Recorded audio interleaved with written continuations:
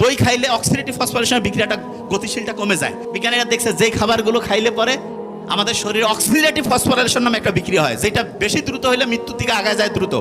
দই খাইলে অক্সিডেটিভ ফসফোরিলেশনের বিক্রিয়াটা গতিশীলটা কমে যায়। তার মানে আপনার শরীর চলবে, কিন্তু এনার্জি সেভিং বাল্বের মতো আপনার টাইমটা আস্তে আস্তে খরচ হবে, আয়ুটা লম্বা সময় আপনার বেঁচে থাকার সম্ভাবনা তৈরি হবে। আমাদের প্রত্যেকের যে হায়াত আছে এটা ইউনিট আকারে আছে। আমরা যদি এখানে বোমা ফেলি, প্রত্যেকের ইউনিট এখনই শেষ, প্রত্যেকে মারা যাব। তার মানে হচ্ছে হায়াতের যে ব্যাপারটা এটা ইউনিট আকারে। এইটা খরচটা উন্নত দেশ জাপানের লোক বেশি বাড়তেছে, মানে কি? তার মানে কি আল্লাহ বেশি রহমত করতেছে? নো, সে সাইন্টিফিক্যালি চলতেছে, এই জন্য তার ইউনিট কম করে খরচ হচ্ছে। মনে করেন আপনাকে আমি একটা মোবাইল দিয়েছি, দিয়ে বলছি যে ভাই এটা চার্জটা তুমি আস্তে আস্তে অল্প করে খরচ করো, তাহলে বেশিক্ষণ থাকবে। তাড়াতাড়ি যদি বেশি গেম খেলে নষ্ট করো, শেষ, তাড়াতাড়ি ধ্বংস। বোঝা গেছে? ইউনিট আকারে থাকে যে জিনিসটা। তবে হ্যাঁ, এখানে ভালো করে বলতেছি যে কার হায়াত কতটুকু থাকবে এটা আল্লাহ জানে, কিন্তু আমাদের চেষ্টা করতে হবে